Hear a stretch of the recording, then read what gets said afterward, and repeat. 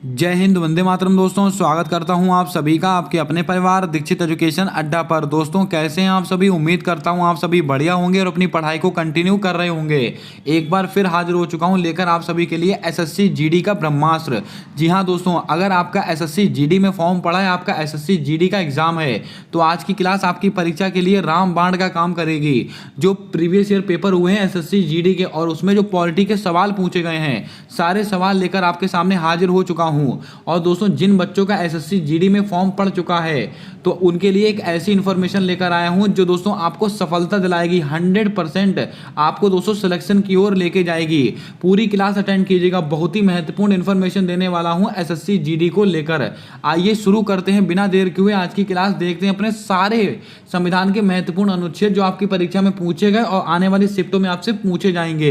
दोस्तों, हमसे बात की गई अनुच्छेद 14। अनुच्छेद 14, इसमें दोस्तों क्या लिखा हुआ है तो आपको याद रखना है, विधि के समक्ष समता का अधिकार। ये दोस्तों कौन सा अनुच्छेद है? अनुच्छेद 14, जो कि आपका सही जवाब होगा। अब दोस्तों अनुच्छेद 15, इसमें क्या लिखा हुआ है? धर्म, जाति, लिंग या जन्म स्थान के आधार पर भेदभाव का निषेध। ये बात कौन से आर्टिकल में लिखी हुई है? आर्टिकल नंबर 15 में लिखी हुई है। आइए चलते हैं अगले आर्टिकल्स की ओर।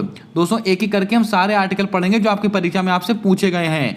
दोस्तों, आर्टिकल नंबर 16 भी परीक्षा में कई बार पूछा गया है। तो आर्टिकल नंबर 16 में क्या लिखा हुआ है? लोक नियोजन के विषय में अवसर की समानता। यानी कि दोस्तों सरकारी नौकरियों पर जो अवसर की समानता होती है वो आर्टिकल नंबर 16 में दी गई है। आर्टिकल नंबर 17 बहुत ही महत्वपूर्ण है। इसमें दोस्तों छुआछूत का अंत, या दोस्तों आपको ऐसे लिख के आ सकता है अस्पृश्यता का अंत।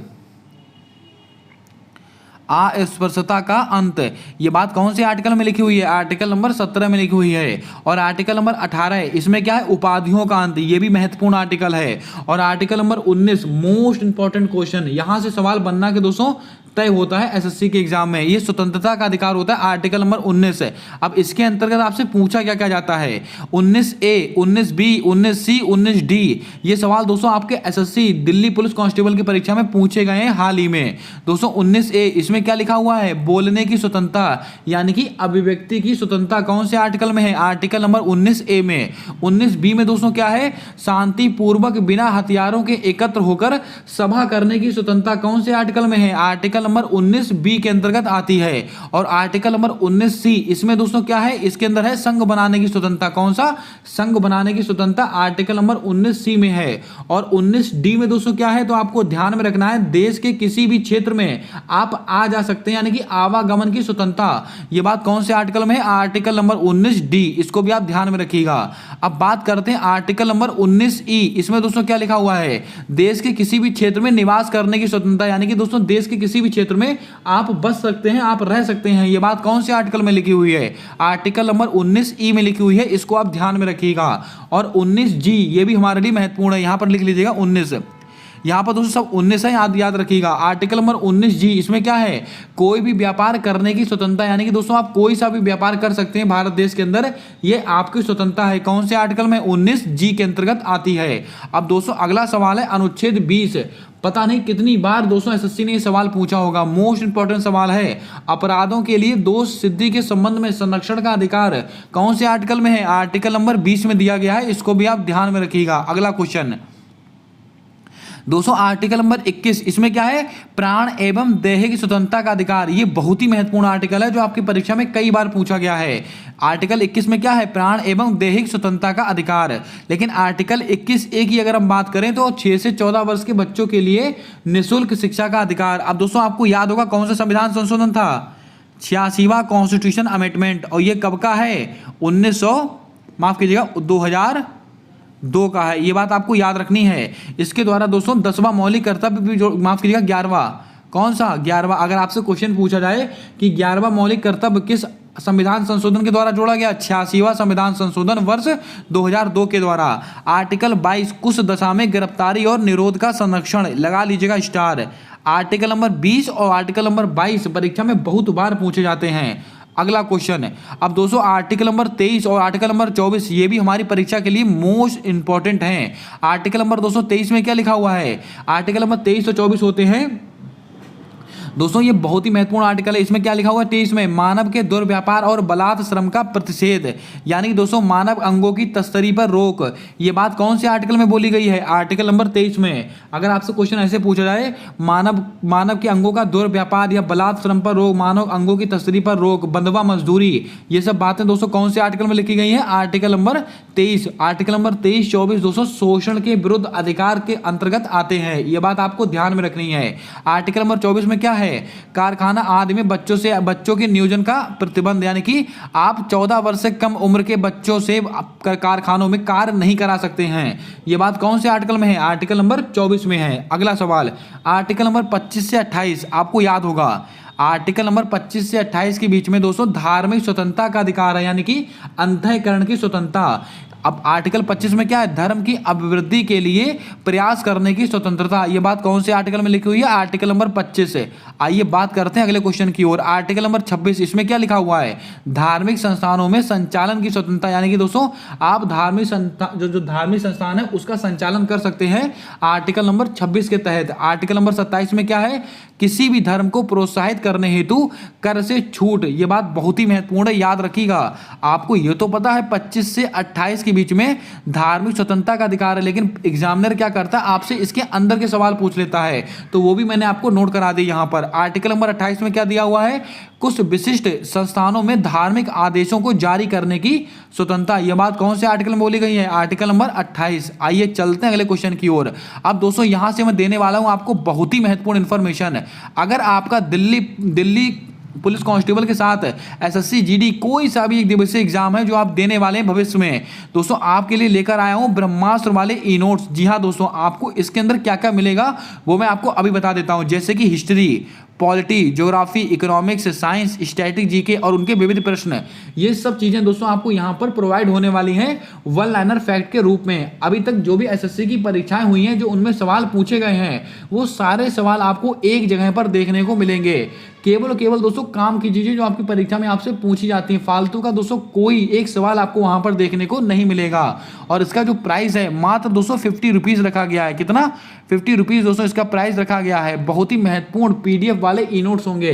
इनको दोस्तों आप प्रिंट कराकर इनको दोस्तों नोट्स निकलवा सकते हैं और दोस्तों अपनी तैयारी को मजबूत कर सकते हैं। अब दोस्तों मैं आपको बताता हूं ये आपको परचेज कैसे करने हैं। मैं आपको एक नंबर प्रोवाइड कर रहा हूं, ध्यान से देखिएगा। 70 78 142 717, ये दोस्तों हमारा व्हाट्सएप बिजनेस अकाउंट नंबर है। इसके ऊपर आप 50 रुपीज फोन पे, पेटीएम, गूगल पे कुछ भी चलाते हो आप इस पर पे कर सकते हैं और उसका स्क्रीनशॉट लेकर इसी दोस्तों नंबर पर आप मुझे शेयर कीजिएगा। उसका दोस्तों पीडीएफ मैं आपको पूरा प्रोवाइड कर दूंगा वहां पर। और दोस्तों जो भी महत्वपूर्ण फैक्ट होंगे, जो भी दोस्तों कुछ होगा, सारा दोस्तों आपको वहां पर प्रोवाइड किया जाएगा मात्र 50 रुपीज में। ये 50 रुपीज दोस्तों आपकी परीक्षा के लिए ब्रह्मास्त्र का काम करने वाले हैं, इसकी गारंटी दी जाती है। अगर इन्फॉर्मेशन पसंद आई है तो दिल से लाइक कीजिएगा। चैनल पर नए हो तो चैनल को सब्सक्राइब कर बेल वाला आइकन ध्यान से दबा लीजिएगा ताकि आने वाली क्लासेस के अपडेट्स आप तक आसानी से पहुंचते रहें। बात करते हैं अगले क्वेश्चन को लेकर। अब आर्टिकल नंबर 29 और आर्टिकल नंबर 30 बहुत बार परीक्षा में पूछे गए हैं, ध्यान से देखिएगा। आर्टिकल नंबर 29 में क्या है?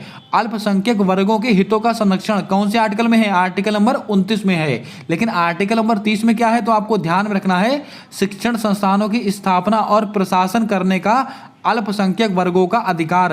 इसके ऊपर आप स्टार लगा लें, ये बहुत ही महत्वपूर्ण आर्टिकल है। आर्टिकल नंबर 23, 24, 29, 30 ऐसे ही सवाल आपसे परीक्षा में पूछे जाते हैं। अगला क्वेश्चन दोस्तों हमारा अगला क्वेश्चन है आर्टिकल नंबर 38 है राज्य लोक कल्याणकारी अभिवृद्धि के लिए सामाजिक व्यवस्था बनाना। यह भी सवाल बहुत ही महत्वपूर्ण है। दोस्तों मैं आपको बहुत ही लल्लन टॉप जानकारी देता हूं। अगर आप एसएससी का एग्जाम दे रहे हैं तो आर्टिकल 36 से 51 इनके बीच में पढ़कर चले जाएं। आपको दोस्तों हर शिफ्ट में यहां से 2 से 3 सवाल देखने को मिलेगा।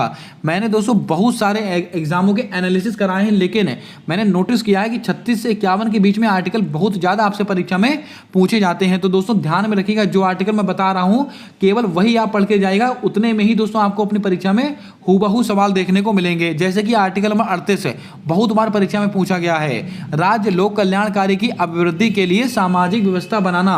आर्टिकल नंबर 29 महत्वपूर्ण है, ये आर्थिक न्याय प्राप्त करने के लिए सिद्धांत का उल्लेख, मोस्ट इंपॉर्टेंट सवाल। आर्टिकल नंबर 39A स्टार लगा लीजिएगा।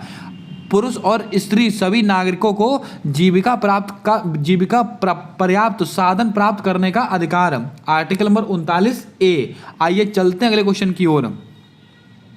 अब देखिए दोस्तों आर्टिकल नंबर 40, ये भी बहुत बार रिपीट हुआ सवाल है। इसमें क्या है, ग्राम पंचायत का गठन, आर्टिकल नंबर 40। आर्टिकल नंबर 41 में क्या है, कुछ दिशाओं में नहीं होगा, यहां पर कुछ दशाओं में क्या होगा,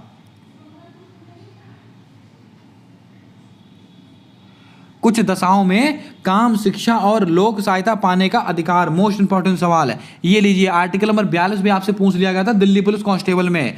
प्रसूति सहायता का उपबंध कौन से आर्टिकल में है, आर्टिकल नंबर 42। अगला क्वेश्चन आर्टिकल नंबर 43 में क्या है, कर्मकारों के लिए निर्वाचन, मजदूरी एवं कुटीर उद्योग का प्रोत्साहन। Most important question article number 44 भी कई बार रिपीट हुआ सवाल है। नागरिकों के लिए एक समान सिविल संहिता, इसका उल्लेख कौन से आर्टिकल में है, आर्टिकल नंबर 44। अब आपको याद होगा आर्टिकल 44 पूरे भारत में कहां पर लागू है, तो आपको याद होना चाहिए गोवा में लागू है, इसको आप ध्यान में रखिएगा।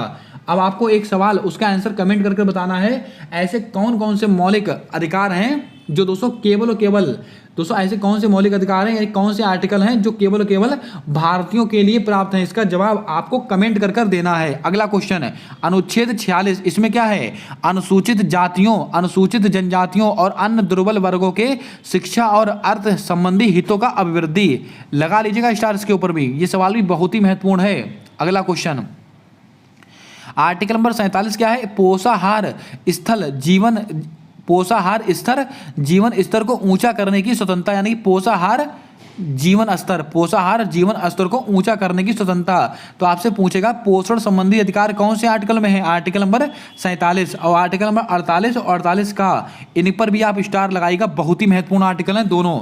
आर्टिकल नंबर 48 में क्या है, कृषि एवं पशुपालन का संगठन, आर्टिकल नंबर 48 में। लेकिन अगर आर्टिकल नंबर 48A की हम बात करें तो पर्यावरण का संरक्षण एवं संवर्धन और वन एवं वन जीव की रक्षा करना, यह बात कौन से आर्टिकल में, आर्टिकल नंबर 48 का। अगला क्वेश्चन है दोस्तों आर्टिकल नंबर 49 भी कई बार रिपीट हुआ सवाल है, राष्ट्रीय महत्व के स्मारकों एवं स्थान व वस्तुओं का संरक्षण। आपको दोस्तों कोई सी भी राष्ट्रीय स्मारक दे देगा या कोई सा भी राष्ट्रीय स्थान दे देगा, उसके आपसे पूछ लेगा इसका संरक्षण करना हमारा अधिकार, हमारा कर्तव्य है, यह बात कौन से आर्टिकल में लिखी हुई, तो आपको जवाब देना है आर्टिकल नंबर 49 में। आर्टिकल नंबर 50 में क्या है, कार्यपालिका और न्यायपालिका का पृथक्करण। Article number 51 most important question ये भी है हमारे लिए, अंतरराष्ट्रीय शांति और सुरक्षा की अभिवृद्धि, इसको भी आप ध्यान में रखिएगा। और दोस्तों आर्टिकल नंबर 51A आपने सुना होगा, इसमें क्या है, मूल कर्तव्य हैं, कितने 10 मौलिक कर्तव्यों का उल्लेख किया गया है आर्टिकल नंबर 51A में, इसको भी आप ध्यान में रखिएगा। अगला क्वेश्चन अब दोस्तों बात करते हैं आर्टिकल नंबर 52 को लेकर। यहां से दोस्तों शुरू होता है हमारा राष्ट्रपति उपराष्ट्रपति का सब हिसाब किताब। दोस्तों इनको लेकर हम बहुत सारी चीज जानने वाले हैं, बने रहिएगा। अब दोस्तों आर्टिकल नंबर यहां पर एक आर्टिकल छूट गया है, आई थिंक आर्टिकल नंबर 32, कौन सा, आर्टिकल नंबर 32 से 35 ये छूट गया था पीछे, इसको भी मैं आपको यहीं पर बता देता हूं। आर्टिकल नंबर 32 से 35 में है संवैधानिक उपचारों का अधिकार, मोस्ट इंपॉर्टेंट क्वेश्चन है, और डॉक्टर भीमराव अंबेडकर ने आर्टिकल नंबर 32 को ही संविधान की आत्मा कहा है, आपको याद होना चाहिए, इसको भी आप लिख लीजिएगा। अब आर्टिकल नंबर 52, इसमें क्या है, भारत का एक राष्ट्रपति होगा, बच्चा बंचा जाता है। राष्ट्रपति की कार्यपालिका शक्ति आर्टिकल नंबर 53 में है, यानी कि संघ की कार्यपालिका शक्ति कौन से आर्टिकल में, आर्टिकल नंबर 53 में।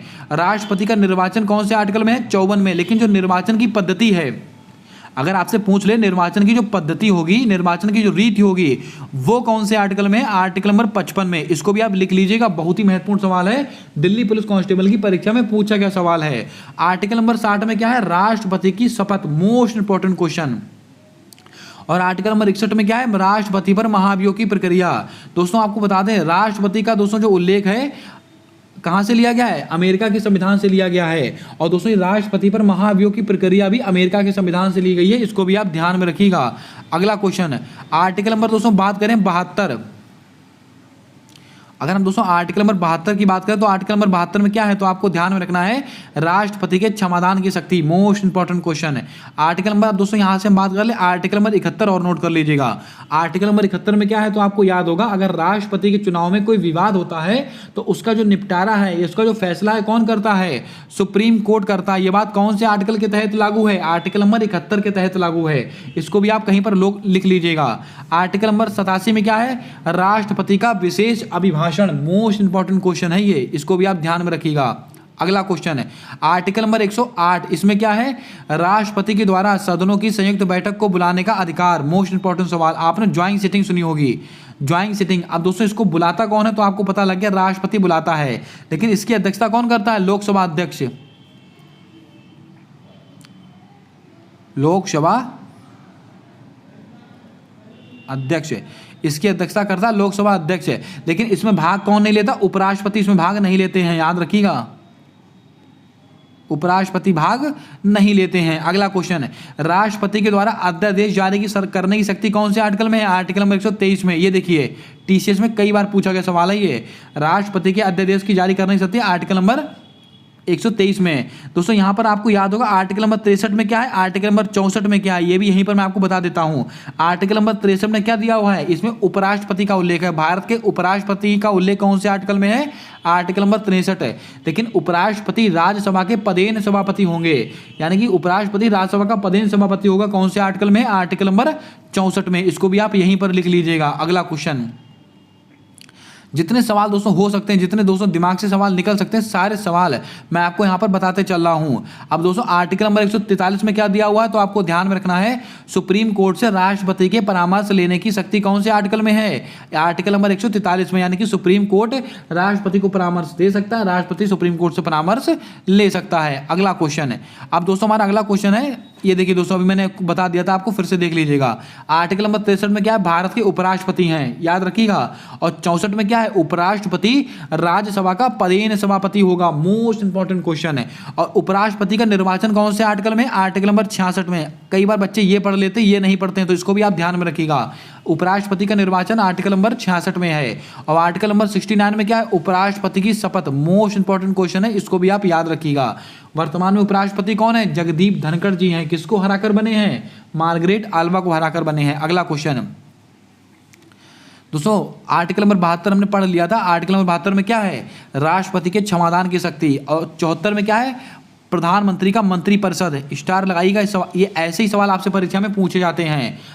आर्टिकल नंबर 74 में क्या है, प्रधानमंत्री का मंत्रिपरिषद है। आर्टिकल नंबर 76 में क्या है, भारत के महान्यायवादी। स्टार लगा लीजिएगा, ये सवाल भी बहुत ही महत्वपूर्ण है। दोस्तों आपको याद होगा केंद्र सरकार का सबसे बड़ा वकील होता है भारत का महान्यायवादी, अटॉर्नी जनरल। और वर्तमान में दोस्तों अटॉर्नी जनरल कौन है, आर वेंकट रमणी। कौन है, आर वेंकट रमणी। और एक बार दोस्तों सवाल ऐसे ही पूछा गया है कि जो महान्यायवादी होते हैं उनकी नियुक्ति कौन करता है, राष्ट्रपति करता है। इनका कार्यकाल कितना होता है, जब तक राष्ट्रपति चाहता है तब तक इनका कार्यकाल होता है, कोई फिक्स कार्यकाल नहीं होता है। अब दोस्तों बात करते हैं आर्टिकल नंबर 153 में, इसमें क्या लिखा हुआ है, तो याद रखिएगा, राज्यों के राज्यपाल। मोस्ट इंपॉर्टेंट क्वेश्चन है। अगर दोस्तों आपसे पूछ लिया राज्यपाल का उल्लेख कौन से आर्टिकल में है, आर्टिकल नंबर 153 में। और आर्टिकल नंबर 154 में क्या है, राज्य की कार्यपालिका शक्ति। मोस्ट इंपॉर्टेंट क्वेश्चन, राज्यपाल की, किसकी, राज्यपाल की।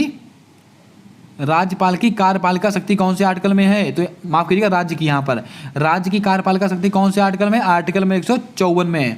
अगला क्वेश्चन है आर्टिकल नंबर 155 में किसका उल्लेख किया गया है, गवर्नर की नियुक्ति का। किसकी, गवर्नर की नियुक्ति। दोस्तों आपको याद होगा अभी हाल ही में कुछ जिलों के नए राज्यपाल बनाए गए थे, उनको दोस्तों उनकी नियुक्ति किसने की थी, राष्ट्रपति के द्वारा।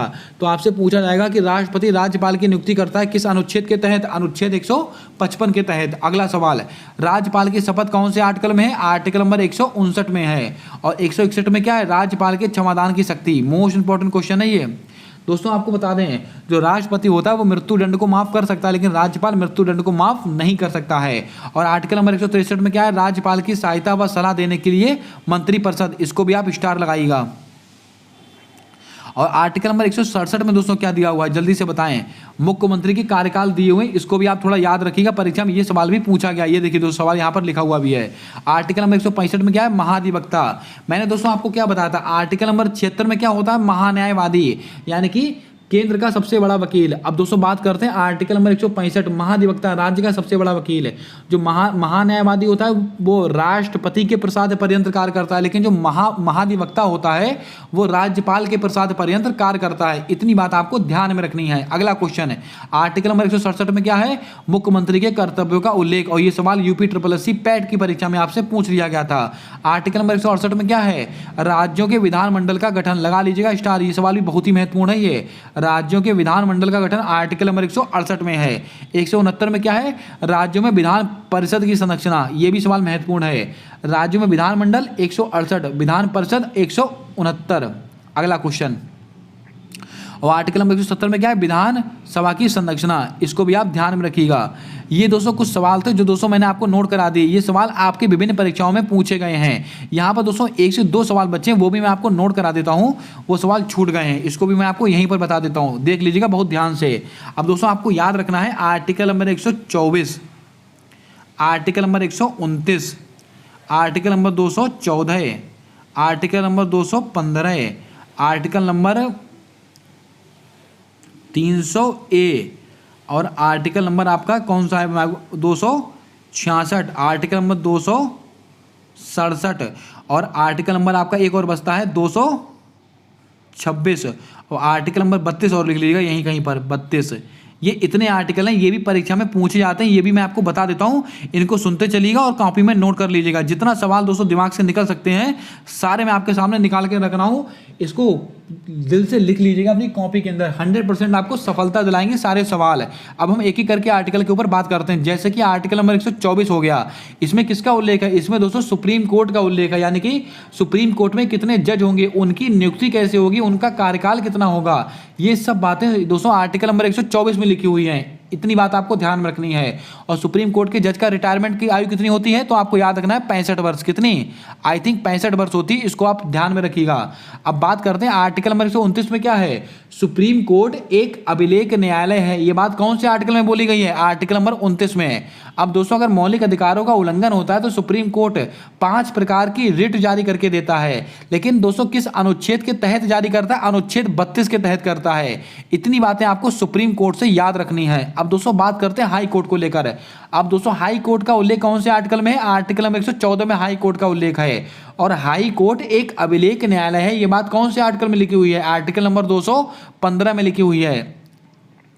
और अगर दोस्तों मौलिक अधिकारों का उल्लंघन होता है तो हाई कोर्ट कितने प्रकार की रिट जारी करता है, 6 प्रकार की रिट। कितने प्रकार की, 6 प्रकार की रिट जारी करता है। कौन से अनुच्छेद के तहत, अनुच्छेद 226 के तहत है। इतनी बातें आपको हाई कोर्ट से याद रखनी है। और हाई कोर्ट के जो जज होते हैं उनकी रिटायरमेंट आयु होती है 62 वर्ष। कितनी, 62 वर्ष। अब दोस्तों बात करते हैं आर्टिकल 300A। आपको दोस्तों याद होगा संपत्ति के अधिकार से संबंधित है, मोस्ट इंपॉर्टेंट क्वेश्चन है। और दोस्तों आपको याद होगा 44वां संविधान संशोधन 1978 के तहत संपत्ति के अधिकार को मौलिक अधिकार से निकालकर विधिक अधिकार बना दिया गया था, आर्टिकल 300A कर दिया गया था। अगला क्वेश्चन आर्टिकल नंबर 266 में क्या है, आपको दोस्तों याद होगा संचित निधि। संचित निधि का उल्लेख कौन से आर्टिकल में है, आर्टिकल नंबर 266 में है। और दोस्तों आपको याद होगा आकस्मिक निधि, इसका उल्लेख कौन से आर्टिकल में है, आर्टिकल नंबर 267 में। और ये आकस्मिक निधि होती है, इसका दोस्तों जो उपयोग केवल राष्ट्रपति के द्वारा किया जाता है, जो दोस्तों भूकंपीय आपदाएं वगैरह आती हैं उसके अंतर्गत है।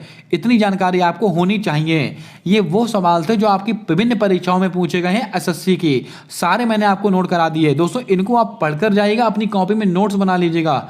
आप किसी भी एग्जाम में बैठ जाइएगा, इससे बाहर सवाल आपको देखने को नहीं मिलेगा। और जिन ई नोट्स को लेकर मैंने आपको चर्चा की है, जिनकी जानकारी दी है, आप दोस्तों इस नंबर पर कांटेक्ट कर सकते हैं। इस नंबर पर आप कांटेक्ट नहीं, मतलब कॉल मत करना आप दोस्तों। इस पर बिजनेस अकाउंट है, इस पर आप 50 रुपीज़ पे कर ओनली 50 रुपीज़ पे कर और उसका स्क्रीनशॉट इसी व्हाट्सएप नंबर पर आप शेयर कर दीजिएगा। और एसएससी जीडी यानी कि विभिन्न एसएससी की परीक्षाओं के लिए जो ई नोट्स तैयार किए गए आप सभी के लिए, वो आपको दोस्तों पीडीएफ के तौर पर प्रोवाइड कर दिए जाएंगे। जानकारी लगी, अच्छी लगी हो तो लाइक कीजिएगा, क्लास पसंद आई है तो चैनल को सब्सक्राइब कर बेल वाला आइकन ध्यान से दबा लीजिएगा, ताकि आने वाली क्लासेस के अपडेट्स आप तक आसानी से पहुंचते रहें। मिलते हैं आने वाली अगली क्लास में, तब तक के लिए जय हिंद, जय भारत। दोस्तों अपना सपोर्ट, अपना प्रेम हमारे यूट्यूब चैनल के साथ हमेशा यूं ही बनाकर रखिएगा।